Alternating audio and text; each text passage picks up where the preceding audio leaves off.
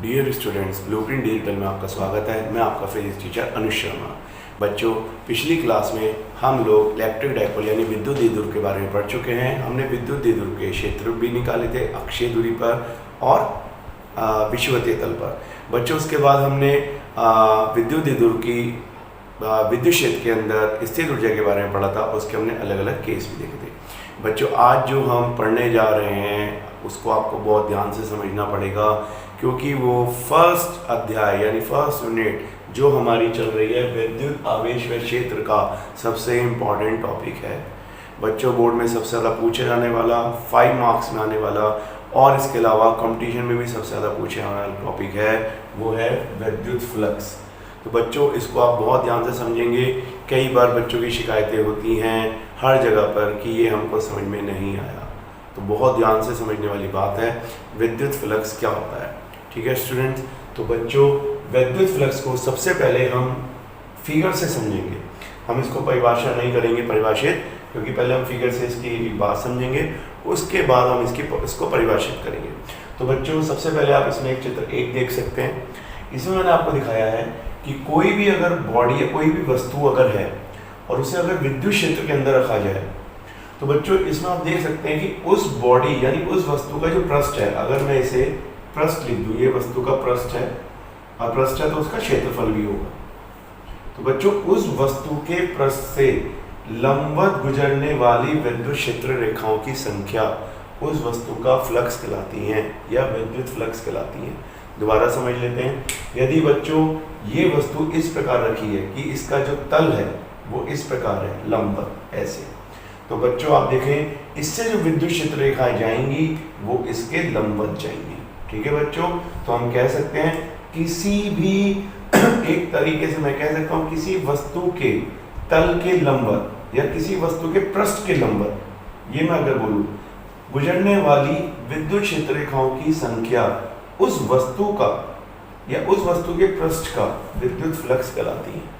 इसमें सबसे ध्यान देने वाली बात यह है, हम इसको परिभाषा में भी लिखेंगे कि विद्युत क्षेत्र हमेशा उस पृष्ठ के हमें लंबवत लेना है। ठीक है बच्चों, अब अगर मैं इसमें आपको एक बात बताऊं, तो क्या ये जो विद्युत क्षेत्र रेखाएं उस पृष्ठ या उस वस्तु के पृष्ठ से गुजरेंगी, तो क्या ये किन भौतिक राशियों पर निर्भर करेंगी? किन किन भौतिक राशियों पर विद्युत फ्लक्स निर्भर करेगा? इसका प्रयोग क्या होगा वो अभी भी हम देखेंगे बाद में कि इसका क्या यूज किया गया और इससे क्या फायदा मिला। तो सबसे पहले अगर चित्र 1 में देखें तो मैंने 2 प्रकार के विद्युत क्षेत्र दिखाए हैं, जिसका नाम E1 और E2 रख दिया है, जबकि वस्तु मैंने दोनों सेम ली है। दोनों वस्तु अगर हम सेम मान लें कि दोनों के पास सेम है, मैं मान के चल रहा हूँ सेम है। ठीक है स्टूडेंट, लेकिन यहाँ पे आप देख सकते हैं एक चित्र में चित्र एक की एक दूसरी फिगर में हम देख सकते हैं विद्युत क्षेत्र रेखाओं की संख्या ज्यादा है। तो जहाँ विद्युत क्षेत्र रेखाओं की संख्या ज्यादा होती है वहां पे क्या होता है बच्चों, वहां पे विद्युत क्षेत्र का परिमाण ज्यादा होता है, यानी प्रबल विद्युत क्षेत्र है। तो मैं कह सकता हूँ एक जगह विद्युत क्षेत्र बहुत निर्बल या लो, या हम कह सकते हैं कि उसका जो परिमाण है उसका मैग्नीट्यूड है बहुत कम है, और एक जगह विद्युत क्षेत्र का परिमाण बहुत ज्यादा है। ठीक है स्टूडेंट, तो आप खुद देख सकते हैं अगर सेम प्रकार की वस्तु रखी जाए, सेम स्थिति में रखी जाए, तो एक चित्र में विद्युत क्षेत्र रेखाओं की संख्या बहुत ज्यादा गुजरती है। तो हम कह सकते हैं अगर विद्युत क्षेत्र का परिमाण ज्यादा होगा तो भी उस वस्तु का फ्लक्स ज्यादा होगा। तो बच्चों, इस वस्तु का फ्लक्स, जो कि वस्तु सेम है, इस वस्तु का फ्लक्स ज्यादा होगा बशर्ते इस वस्तु से सेम वस्तु होने के बावजूद, क्योंकि यहाँ पे विद्युत क्षेत्र का परिमाण ज्यादा है। ठीक है स्टूडेंट्स, तो बच्चों अब हम देखेंगे क्या विद्युत फ्लक्स किन्हीं और भौतिक राशियों पर भी निर्भर करता है। तो अब चित्र 2 में आप देखिए कि विद्युत क्षेत्र मैंने समान लिया है, विद्युत क्षेत्र मैंने नहीं चेंज किया है, लेकिन जो वस्तु मैंने विद्युत क्षेत्र के अंदर रखी है उनका जो पृष्ठ का क्षेत्रफल है वो अलग अलग है। एक वस्तु का पृष्ठ का क्षेत्रफल मैंने A1 माना है जो थोड़ा छोटा है, एक वस्तु का पृष्ठ का क्षेत्रफल मैंने ज्यादा माना है जिसका नाम A2 रखा है। अगर विद्युत क्षेत्र समान हो बच्चों, तो हम देख रहे हैं कि जो पहली वस्तु है उसके पृष्ठ से जो विद्युत क्षेत्र रेखाएं गुजर रही है वो सिर्फ 1 2 3 विद्युत क्षेत्र रेखाएं गुजर रही है, और इसके अंदर देखें तो 1 2 3 4 5 6, इसके अंदर 6 विद्युत क्षेत्र रेखाएं गुजर रही हैं। इसका मतलब बच्चों अगर हम कह सकें विद्युत क्षेत्र समान है लेकिन वस्तु का जो पृष्ठ का क्षेत्रफल है वो बदला जाए, यानी अगर एक का छोटा हो एक का बड़ा हो, तो जिसका क्षेत्रफल बड़ा होगा पृष्ठ का, उससे ज्यादा विद्युत क्षेत्र रेखाएं गुजरेंगी और उस वस्तु का फ्लक्स ज्यादा होगा। तो उससे हमें पता चलता है कहीं ना कहीं विद्युत फ्लक्स एरिया पे यानी पृष्ठ के क्षेत्रफल पे भी डिपेंड करता है। ठीक है बच्चों। अब बच्चों सबसे इंपॉर्टेंट चीजों में बताना चाह रहा हूँ, तीसरी, जो शायद पुरानी क्लासों में यानी 11वीं तक जब बच्चा पढ़ता है तो उसे पता ही नहीं होता है वर्ड, और ये आपको अब पहली बार सुनने को मिलेगी और आपको समझनी है ध्यान से। अब नई चीज आपको एक सुनने को मिलेगी, इसमें आप देख सकते हैं कि विद्युत क्षेत्र भी समान ले लिया, दो वस्तुएं भी मैंने समान ले ली, लेकिन आप देख सकते हैं इस बार मैंने कोई वेक्टर दिखाया हुआ है जिसका नाम मैंने n रखा हुआ है और इस पे कैप दिखाया हुआ है, इसे बोलते हैं एकांक सदिश। ठीक है बच्चों, ये यहाँ पे क्या काम कर रहा है, ये सबसे इंपॉर्टेंट है बच्चों फिगर, क्योंकि ये अब तक आपने नहीं सुनी होगी। जो चीज आप पहली बार सुनने जाएंगे उसको हम थोड़ा सा बच्चे सोचते हैं कि ये क्या चीज आ गई, तो इसको थोड़ा ध्यान से समझेंगे। बच्चों दोनों चित्र में आप ध्यान से देखो, विद्युत क्षेत्र E समान है, दोनों वस्तुओं के पृष्ठ समान है, लेकिन दोनों वस्तुएं किस प्रकार की स्थिति में है बच्चों? एक वस्तु इस प्रकार की स्थिति में है कि उसके जो पृष्ठ पे एक लंबवत सदिश दिया गया है, इस पृष्ठ के एक लंबवत सदिश है जिसे एकांक सदिश बोलते हैं, इसे एरिया वेक्टर बोलते हैं, क्षेत्रफल सदिश भी कहा जाता है बच्चों। तो अगर हम देखें कि इसके पृष्ठ के लंबवत एक एकांक सदिश है n, ठीक है, जिसकी दिशा विद्युत क्षेत्र की दिशा में है, तो मैं कह सकता हूं यदि किसी वस्तु के पृष्ठ का एकांक सदिश विद्युत क्षेत्र की दिशा में हो, और विद्युत क्षेत्र की दिशा में तो इन दोनों के बीच कितना एंगल हुआ बच्चों? इन दोनों के एकांक सदिश और विद्युत क्षेत्र के बीच का जो एंगल हुआ वो हुआ 0 डिग्री। तो बहुत ध्यान से समझना, अगर किसी वस्तु के पृष्ठ का एकांक सदिश विद्युत क्षेत्र की दिशा के लंबवत हो तो भी विद्युत फ्लक्स जो होता है वो मैक्सिमम यानी अधिकतम होता है। कैसे? यहाँ पे देखो, यदि किसी वस्तु के जो हमने इस प्रकार रखा है उसके पृष्ठ से जो हमने एक एकांक सदिश खींचा गया है, जो हमने उसके परपेंडिकुलर खींचा है, यदि उसके पृष्ठ से खींचा गया एकांक सदिश और विद्युत क्षेत्र के बीच में जो कोण है वो 90 डिग्री का हो तो भी विद्युत फ्लक्स चेंज होता है, क्योंकि बच्चों अब इसमें से कोई विद्युत क्षेत्र रेखा नहीं गुजरेगी।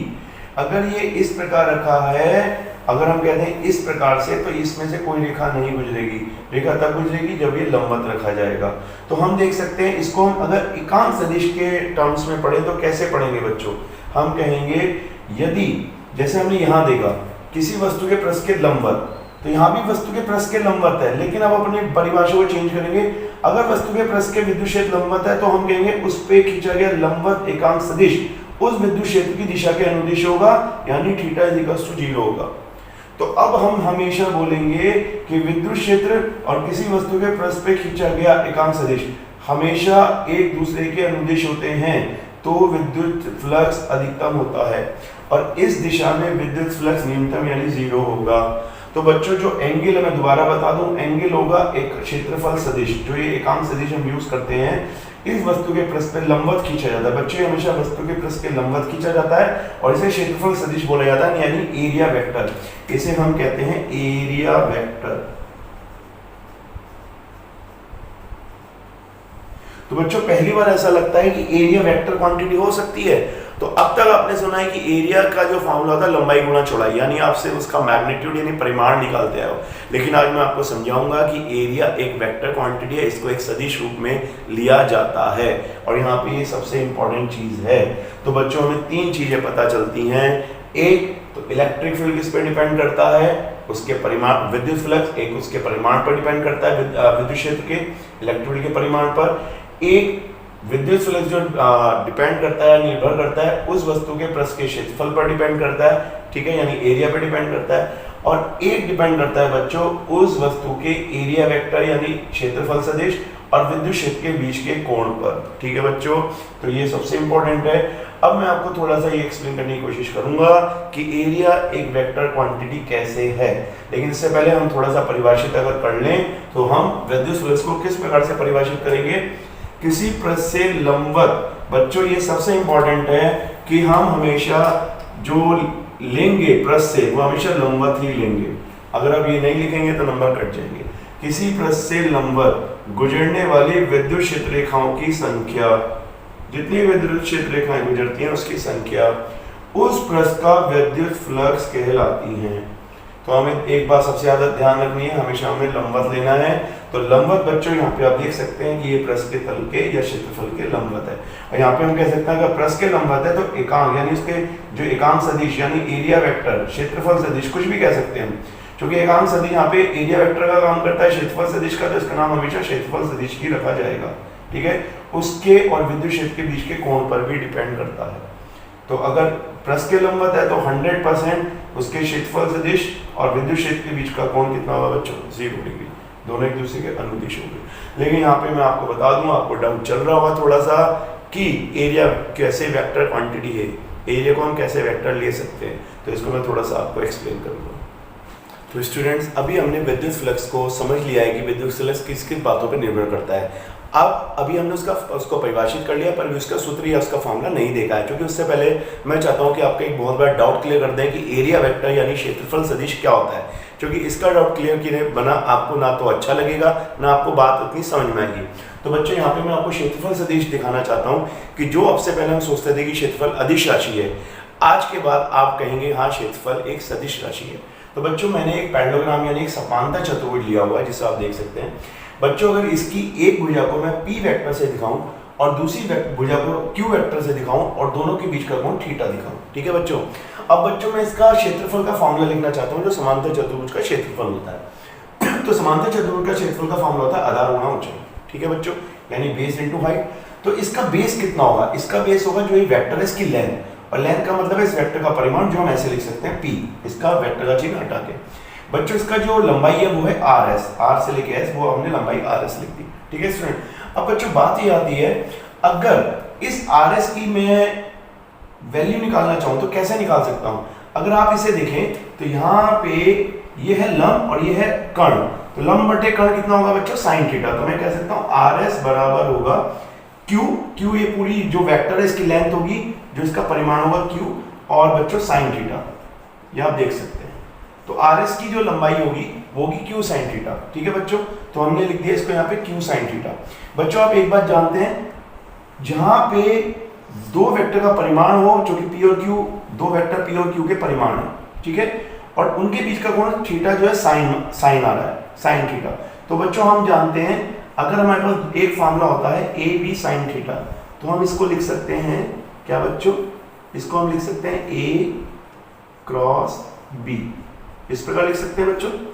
आप जानते हैं हमने लाइन में पढ़ा, इसको हम क्या बोलते हैं? क्रॉस प्रोडक्ट बोल सकते हैं, ठीक है, या वेक्टर का गुणनफल बोल सकते हैं, ठीक है, वेक्टर का सदिश गुणनफल।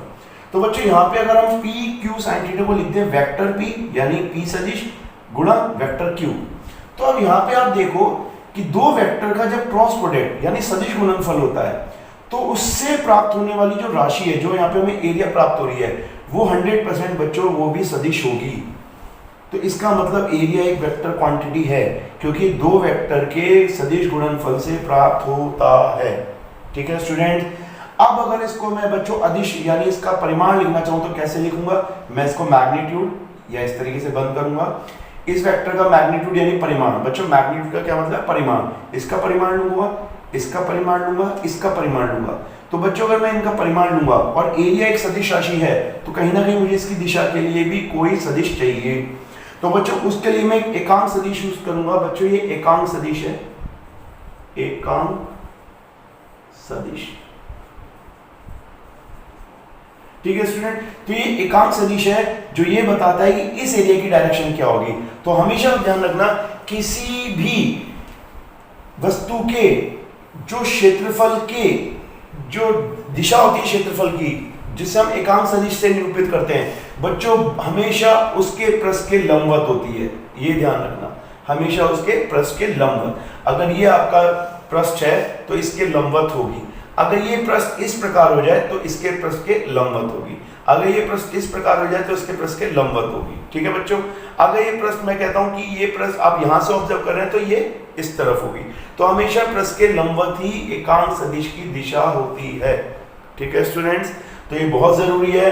अब आप आज के बाद ये मानेंगे कि क्षेत्रफल एक सदिश राशि है और इसकी दिशा उस पृष्ठ के यानी जो क्षेत्रफल है उसके लंबवत होती है।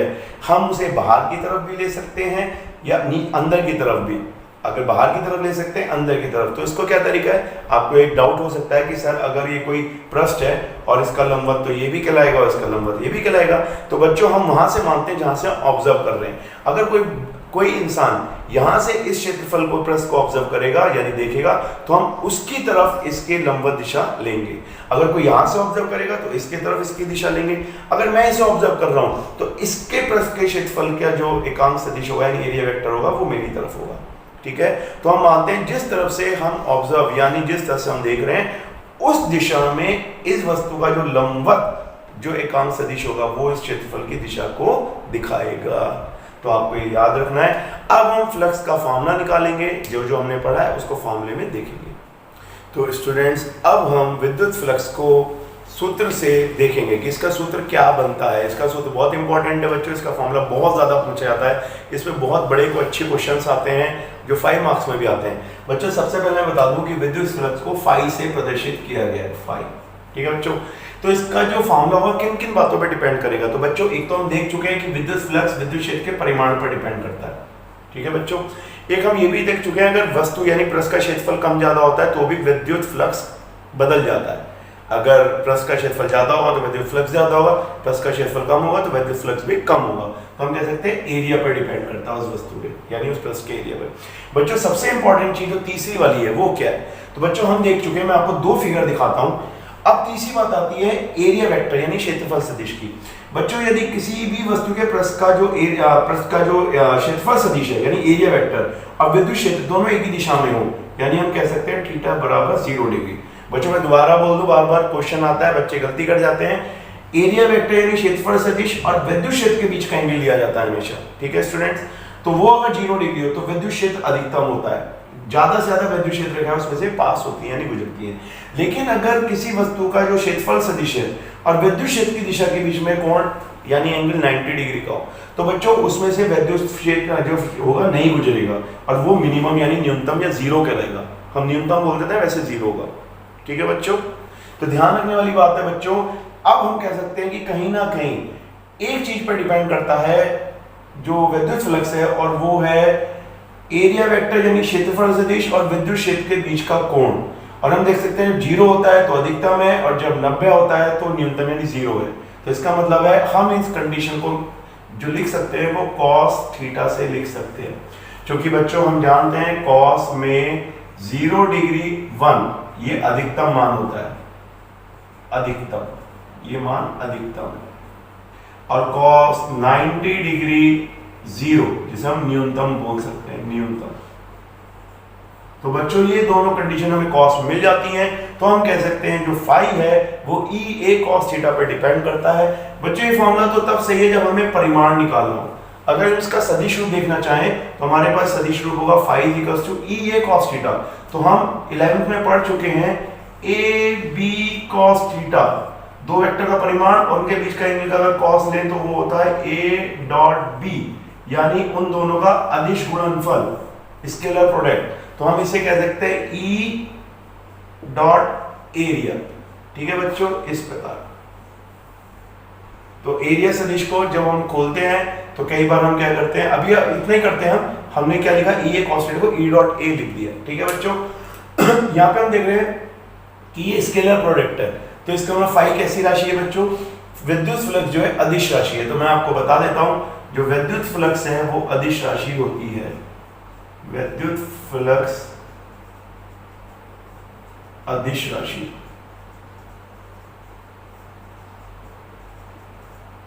क्योंकि हमने 11th में पढ़ा है दो वेक्टर के अगर स्केलर प्रोडक्ट से जो हमें राशि मिलती है, भौतिक राशि मिलती है, वो एक अदिश राशि होती है।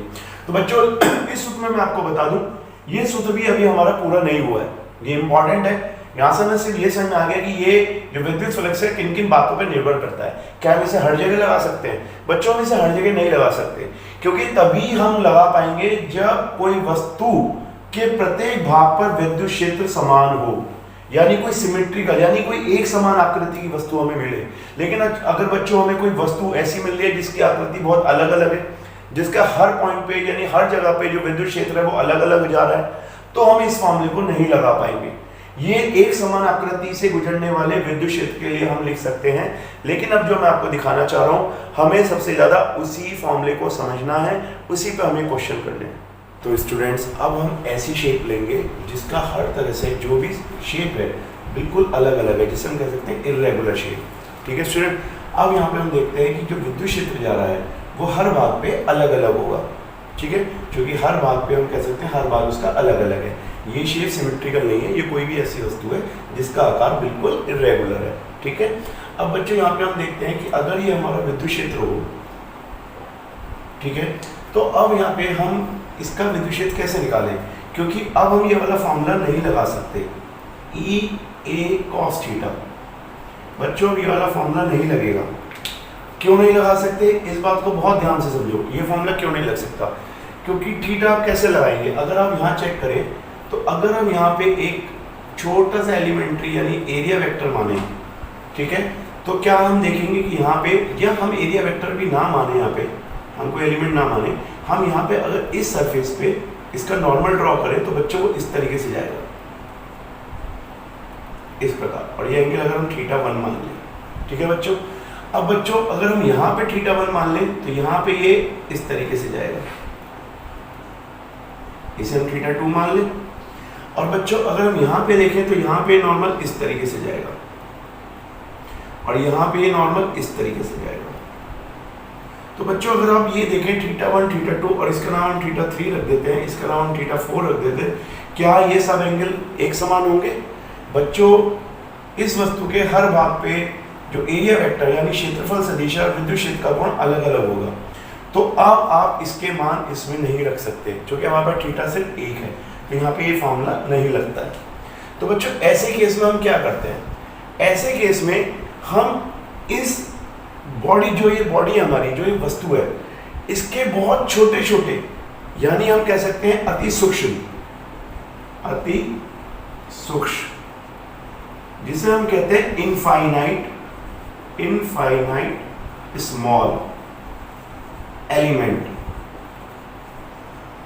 बहुत छोटे छोटे भाग यानी बहुत छोटे छोटे एरिया में अगर इसे डिवाइड कर ले और हम ये मान के चलें कि वो एरिया इतना छोटा है, यहाँ पे अगर हम एक बहुत छोटा एरिया एलिमेंट ले लें जिसका नाम हम DA रख दें, यहाँ पे भी हम एक छोटा सा एलिमेंट ले लें जिसका नाम हम DA रख दें, यहाँ पे भी एक छोटा एलिमेंट ले लें जिसका नाम DA रख दें, तो बच्चों इसको एक बहुत इनफाइनाइट छोटे, मतलब इतने छोटे छोटे स्मॉल भाग में हम डिवाइड कर सकते हैं कि हम ये मान के चलते हैं कि इतने छोटे हैं कि इन पर जो विद्युत क्षेत्र समान है और लगभग अगर इनके कोण अलग अलग हैं भी तो हम सब इनके अलग अलग फ्लक्स निकालेंगे, इन सब पे अलग अलग विद्युत क्षेत्र देखेंगे। इसी तरीके से अगर हम इस पे भी इनफाइनाइटली स्मॉल एलिमेंट ले लें इस तरीके से, तो हम ये कह सकते हैं, मान के चल सकते हैं कि हम इस बॉडी के अलग अलग भाग पे विद्युत क्षेत्र को और जो क्षेत्रफल सदिश है इसका कोण देखेंगे और हम उन सब को जोड़ के इस पूरी वस्तु का फ्लक्स निकाल देंगे। तो इसको कैसे करेंगे बच्चों, हम कहेंगे अगर हम किसी एक, यानी अगर मैं इस वाले भाग का नाम फर्स्ट रख दूं, तो अगर मैं पहले फर्स्ट भाग का निकालूं तो मैं इसका जो फ्लक्स होगा उसे d5 से रेफर कर सकता हूं, मैं उसे d5 मान सकता हूं। तो जब बच्चों मैं d5 मान सकता हूं तो इलेक्ट्रिक फील्ड तो बच्चों वही है, इलेक्ट्रिक फील्ड अलग नहीं है, तो इलेक्ट्रिक फील्ड मैंने इस प्रकार ले लिया बच्चों। लेकिन इस बार मैं पूरी बॉडी का एरिया नहीं लिया, अगर पूरी बॉडी का एरिया A है तो मैं पूरी बॉडी का एरिया A नहीं लूंगा, मैंने उस छोटे से जो मैंने एरिया माना है, जो क्षेत्रफल माना है, उसका एरिया लिया DA, ठीक है बच्चों। और मैंने क्या किया, उस छोटे से एरिया के एरिया वेक्टर यानी क्षेत्रफल के क्षेत्रफल सदिश और विद्युत क्षेत्र का कोण जो भी है उसके बीच का कोण लिख दिया cos θ1 इस तरीके से, और इस फ्लक्स का नाम रख दिया φ1। तो बच्चों मैं बताना चाह रहा हूं कि हमने एक छोटे से भाग का फ्लक्स इस प्रकार निकाला, ऐसे हमने अनंत यानी इनफाइनाइट अगर स्मॉल पार्ट मान ले, इस तरीके से बहुत सारे पार्ट मान ले, तो बच्चों हम क्या कर सकते, एक अगला पार्ट होगा E तो सेम है बच्चों। अब अगर ये DA है तो हमने ये इस DA रख दिया और यहाँ पे cos θn मान लिया। तो बच्चों हम देख रहे हैं कि अगर ऐसे n पार्ट हो जाए तो हम क्या करेंगे, इन सब का जो हम फ्लक्स निकालेंगे तो हम कह सकते हैं इन सब का फ्लक्स जो निकलेगा, अगर ये सपोज करो सबके फ्लक्स को मैं d5 मान लूं, मैंने सारे सब छोटे छोटे एरिया वेक्टर के फ्लक्स को जोड़कर मैंने उसका जो फ्लक्स है d फाई मान लिया।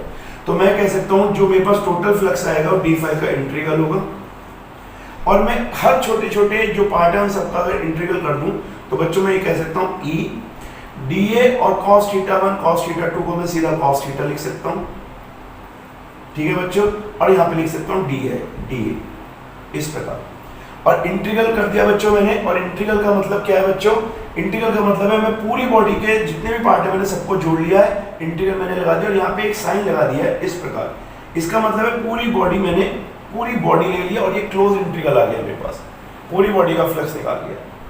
तो इसमें मेरे पास क्या हुआ, जब मैं इसे खोलूंगा तो मैं हर पार्ट को खोलूंगा, cos theta 1 cos theta 2 cos theta 3। तो इस बच्चों d फाई का टोटल इंटीग्रल जो मेरे पास होगा टोटल फ्लक्स होगा। और बच्चों अगर मैं इस साइन को इसी तरीके से रखूं, ये क्लोज इंटीग्रल को शो करता है, ये कहलाता है क्लोज इंटीग्रल, इसे हम बोलते हैं क्लोज इंटीग्रल, ठीक है स्टूडेंट। तो मैं इसको लिख सकता हूं E डॉट dA इस प्रकार। तो बच्चों हमारे पास अब जो फॉर्मूला होगा, अब चाहे बच्चों हमारे पास कोई रेगुलर शेप या मतलब बिल्कुल ऐसी शेप हो जिसका हर तरफ से आकार सेम हो, या हमारे पास कोई इरेगुलर शेप हो, हम फॉर्मूला हमेशा यही लगाएंगे, क्योंकि यही फॉर्मूला हर जगह कंपटीशन में चलता है, यही बोर्ड में चलता है, इसी फॉर्मूले को लगाना है। जब भी ये फॉर्मूला खोला जाएगा तो अब बच्चों इस फॉर्मूले को हम किस प्रकार खोलेंगे, यहाँ पे देखो, इस फॉर्मूले को हम खोलेंगे इस प्रकार, ये हो जाएगा फाई इज इक्वल्स टू। बच्चों इसे एक बात मैं बताना चाहता हूं, क्योंकि हम सरफेस का विद्युत क्षेत्र देखते हैं जिसे हम फ्लक्स मानते हैं, तो इसे सरफेस इंटीग्रल भी कहा जाता है इस प्रकार, क्योंकि एक पर्टिकुलर एरिया के विद्युत क्षेत्र को फ्लक्स कहते हैं तो हम इसको सरफेस इंटीग्रल भी कहते हैं। और ये खुल जाता है इस प्रकार E डॉट dA, अब डॉट नहीं आएगा, डॉट हटा देते हैं, E dA cos थीटा। तो बच्चों मैं बताना चाह रहा था कि जब हम इस क्वेश्चन को, जब इस फॉर्मूले को अप्लाई करेंगे, तो हम जब गॉस थ्योरम या कोई भी क्वेश्चन करा करेंगे तो हम इस फॉर्मूले को इस प्रकार खोल दिया करेंगे, और अगर वस्तु के अलग अलग भाग हैं तो हम उसके अलग अलग भाग का विद्युत फ्लक्स निकालेंगे। तो बच्चों इस प्रकार हमें ये फॉर्मूला ही याद करना है, ये सबसे ज्यादा इंपॉर्टेंट है, इस प्रकार आपको ये ध्यान रखना है।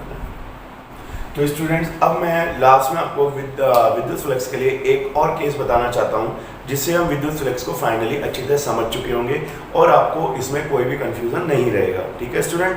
अब बच्चों मैं आपको इसमें बताना चाहता हूँ कि अगर सपोज हमारे पास शेप इरेगुलर या रेगुलर कैसी भी है, सपोज मेरे पास रेगुलर शेप है, तो बच्चों लेकिन अगर मैं आपसे बोलूँ कि हमारा जो विद्युत क्षेत्र है ना तो वो इस सरफेस के परपेंडिकुलर है, ना इस सरफेस के पैरेलल है, तो अगर मैं आपसे बोलूँ कि विद्युत क्षेत्र इस प्रकार से है, इस तरीके से, ये विद्युत क्षेत्र है हमारा इस प्रकार, तो बच्चों आप देख सकते हैं कि ये विद्युत क्षेत्र हमारा ना तो इस सरफेस के परपेंडिकुलर है ना ही पैरेलल है।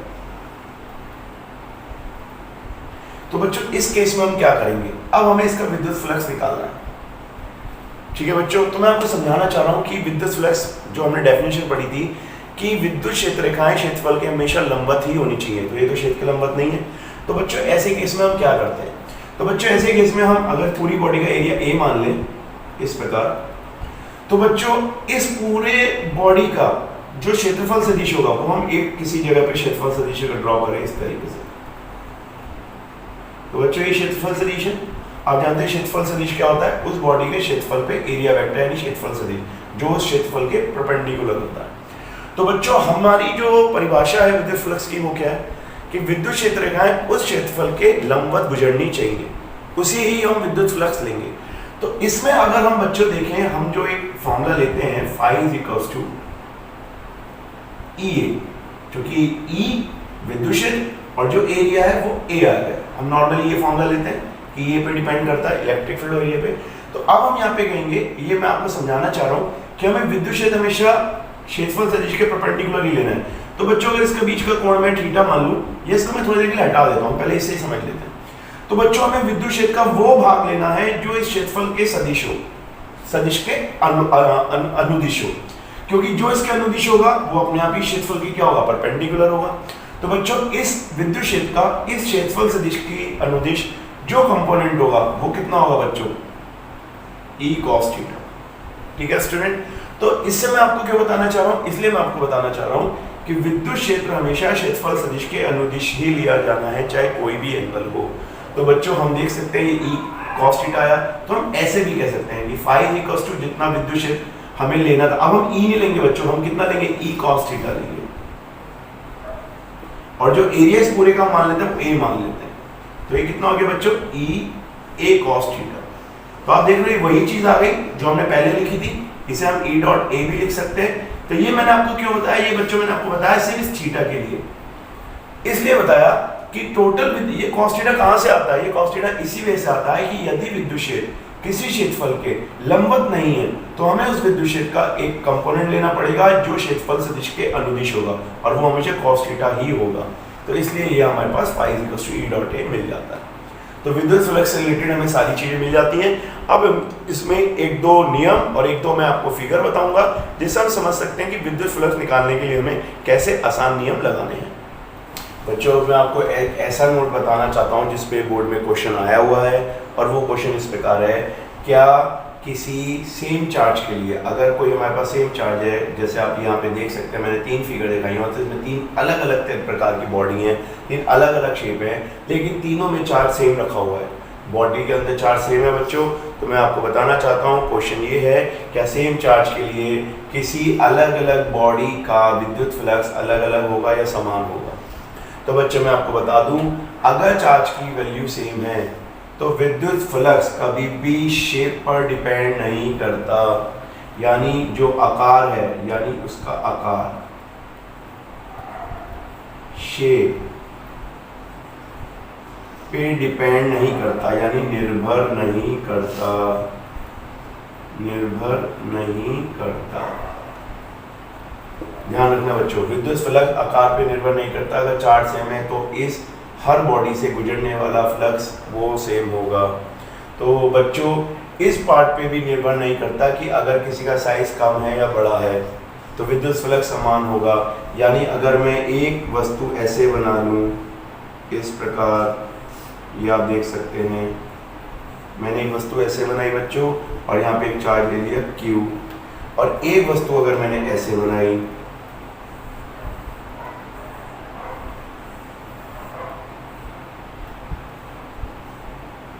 और यहाँ पे भी मैंने चार्ज ले लिया Q, तो बच्चों इन दोनों बॉडी से गुजरने वाला विद्युत फ्लक्स समान होगा। ध्यान रखना, यहाँ पे विद्युत फ्लक्स समान होगा, विद्युत फ्लक्स समान। तो बच्चों इसका मतलब ना विद्युत फ्लक्स शेप पे डिपेंड करता है, निर्भर करता है, ना विद्युत फ्लक्स साइज पे डिपेंड करता है, आकार पर निर्भर करता है। तो बच्चों सेम चार्ज के लिए विद्युत फ्लक्स हमेशा सेम होता है। ठीक है स्टूडेंट्स।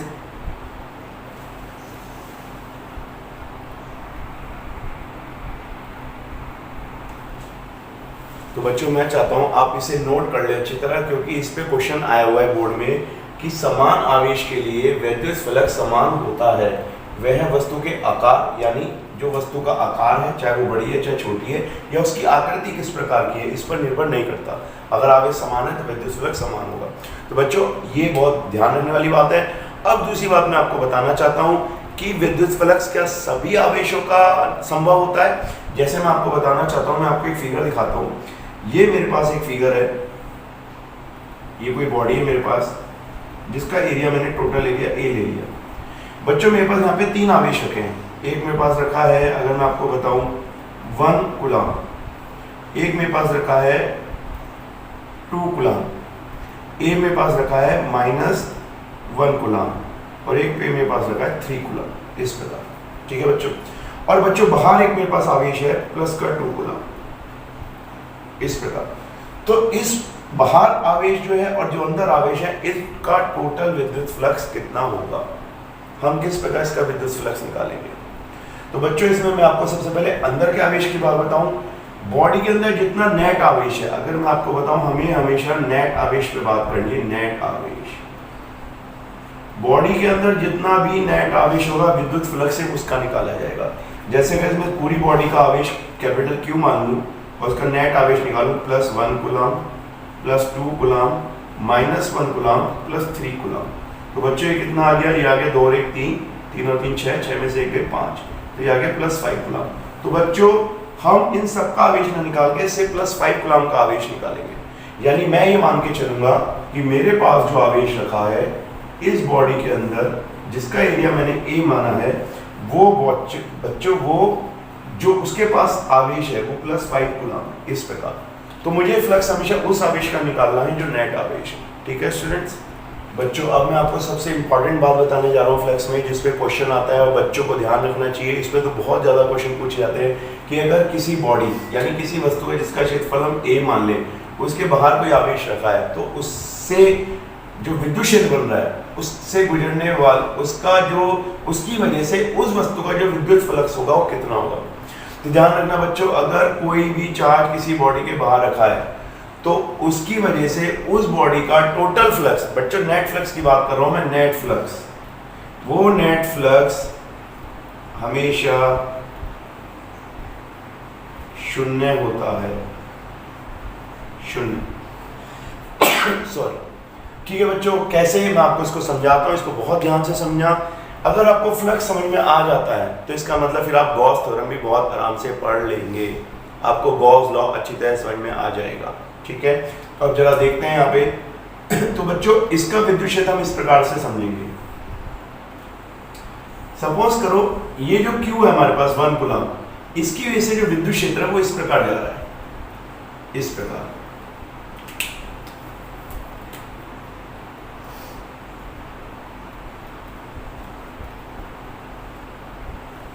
मैंने एक सिंपल डायरेक्शन दिखा दी है, मैंने उसको किसी एंगल पे कुछ नहीं दिखाया, क्योंकि इस टाइम मेरा मकसद कुछ और दिखाने का है। मैं दिखाना चाहता हूँ क्या इस आवेश के से विद्युत क्षेत्र होगा या नहीं होगा। ठीक है, इसमें परेशान ना हो आप लोग कि मैंने इस तरह से सिंपल विद्युत क्षेत्र क्यों दिखाया, कि ऐसे दिखा दिया मैंने। ठीक है स्टूडेंट, अब बच्चों मैं आपको ये बताना चाहता हूँ कि अगर इससे विद्युत क्षेत्र बन रहा है तो जरा यहाँ पे देखें, इस वाले जो एरिया है, मैं यहाँ पे कोई एरिया मान लूँ, छोटे छोटे एरिया आप देखें, यहाँ पे मैंने डी एलिमेंट ले लिया, यहाँ पे भी मैंने एक डी एलिमेंट ले लिया, यहाँ पे भी मैंने डी एलिमेंट ले लिया। मैंने आपसे कहा कि हम फाइनल फॉर्मूला चाहे बॉडी रेगुलर हो चाहे रेगुलर हो, फॉर्मूला हमेशा यूज करेंगे फाई इक्वल्स टू, इसे हम बोलते हैं क्लोज इंटीग्रल बच्चों। ठीक है, और इसको बोलते हैं ई डॉट डी ए। हमारे पास बच्चों फाइनल फॉर्मूला यही होगा, हम हमेशा यही फॉर्मूला लगाया करेंगे। ठीक है बच्चों, इसको हम सरफेस इंटीग्रल भी कहते हैं, सरफेस इंटीग्रल। तो बच्चों अब अगर आप यहाँ देखो, यहाँ पे विद्युत क्षेत्र की दिशा इस प्रकार है, और बच्चों अगर हम डीए पे इसका जो क्षेत्रफल सदिश है वो ड्रॉ करने की कोशिश करें, तो क्षेत्रफल सदिश हम जानते हैं वो क्षेत्रफल सदिश उस क्षेत्रफल के बाहर की होता है, वो भी लंबवत। तो हम यहाँ पे अगर एक लंबवत ड्रॉ कर दें इस तरीके से, तो बच्चों इन सब क्षेत्रफल सदिश की जो दिशा अगर देखें आप, तो हम किसी एक की अगर दिशा देख लें, हम देखेंगे इस विद्युत क्षेत्र और इस क्षेत्रफल सदिश के बीच का कोण कितना है बच्चों, 180 डिग्री। इस प्रकार किसी को भी ले लें, चाहे आप इसको ले लें, चाहे आप इसको ले लें, चाहे इसको ले लें, किसी को भी ले लें। और अगर सेम इसी प्रकार हम यहाँ पे देखें, यहाँ पे विद्युत क्षेत्र की दिशा क्या है बच्चों, ये। अगर हम किसी एक के लिए भी क्षेत्रफल सदिश देख लें, ये हमने एक छोटा सा एलिमेंट ले लिया एरिया, और इस पे एक क्षेत्रफल सदिश ड्रॉ कर दिया। बच्चों आपको पता है क्षेत्रफल सदिश जरूरी है, क्योंकि हमें विद्युत क्षेत्र उसी दिशा में लेना है जिस दिशा में क्षेत्रफल सदिश होगा, तो हम क्षेत्रफल सदिश जरूर दिशा ड्रॉ करते हैं। अब बच्चों अगर हम इसको फर्स्ट मान लें और इस वाले को सेकंड मान लें, तो सेकंड के लिए अगर हम देखें तो सेकंड के लिए यहाँ पे थीटा कितना बच्चों, 0 डिग्री, क्योंकि दोनों एक ही दिशा में। हमने कहा था कि अगर हमारे अलग अलग पार्ट हो तो हम सबका अलग अलग इंटीग्रल करके जोड़ देंगे, इसका मतलब यही है। तो बच्चों अगर मैं फाई निकालूं तो सबसे पहले फाई कैसे निकलेगा, अगर मैं एक फर्स्ट फिगर का ले लूं तो मैं क्लोज इंटीग्रल इस प्रकार लिखता हूँ, ये पहले फिगर के लिए मैं बात कर रहा हूँ, E dot D A plus. अब बच्चों मैं एक बात आपको बता दूं, जब मैं बॉडी के अलग अलग पार्ट कर रहा हूं तो मैं क्लोज का साइन नहीं लगाऊंगा, इस पे आपके नंबर कर सकते हैं। अब मैंने बॉडी के अलग अलग पार्ट कर दिया, अभी क्लोज नहीं रहा, तो दूसरा पार्ट बच्चों मेरा क्या हो गया, second E dot D A. ठीक है, अब बच्चों अगर इसमें एक बात ध्यान रखें हम लोग कि फाई इज इक्वल्स टू, यहां पे अगर हम देखें इसे खोलें तो ये क्या खुलेगा बच्चों, E D A cos theta, और कॉस कितना होगा बच्चों इसके बीच में, 180। ठीक है बच्चों, और हम जानते हैं E D A cos theta होता है, तो इसमें मैं आपको इसमें दोबारा लिखना नहीं चाह रहा हूं, इससे कोई फायदा नहीं है। और बच्चों अगर इसका हम इंटीग्रल देखें तो ये होगा ई ए cos 0 डिग्री, जो कि इसका एंगल 0 डिग्री। तो बच्चों आप देखिए फाई इक्वल्स टू, अगर हम इसे देखें तो ई डी ए इंटीग्रल, और बच्चों cos 80 होता है माइनस प्लस, फिर ई डी ए और बच्चों cos 0 होता है 1। तो आप देखें ये दोनों एक प्लस आया एक माइनस आया, और इसको हम इस प्रकार कह सकते हैं 0 हो गया। तो बच्चों ध्यान रखना, किसी भी चार्ज जो किसी वस्तु से बाहर है उसका नेट फ्लक्स, बच्चों नेट की बात कर रहा हूं, ये नेट फ्लक्स कहलाता है, उसका नेट फ्लक्स हमेशा 0 होता है। तो आगे ध्यान रखना, जब हम गॉस का नियम पढ़ेंगे, गॉस लॉ पढ़ेंगे, तो उसमें हम जो भी फ्लक्स लेंगे बच्चों वो उसी आवेश का लेंगे जो आवेश उस वस्तु के अंदर है, जिसे हम कहते हैं उस वस्तु से परिबद्ध या इंक्लोज है। तो ये फ्लक्स से रिलेटेड हमारे पास सारे जितने भी केसेस हैं या जितनी भी हम उसकी परिभाषित या समझ सकते हैं वो हम समझ चुके हैं। अब आपको गॉस का नियम समझने में कोई दिक्कत नहीं होगी। तो विद्युत फ्लक्स यहाँ पे खत्म होता है। अगली क्लास में हम गॉस का नियम पढ़ेंगे। तब तक के लिए धन्यवाद।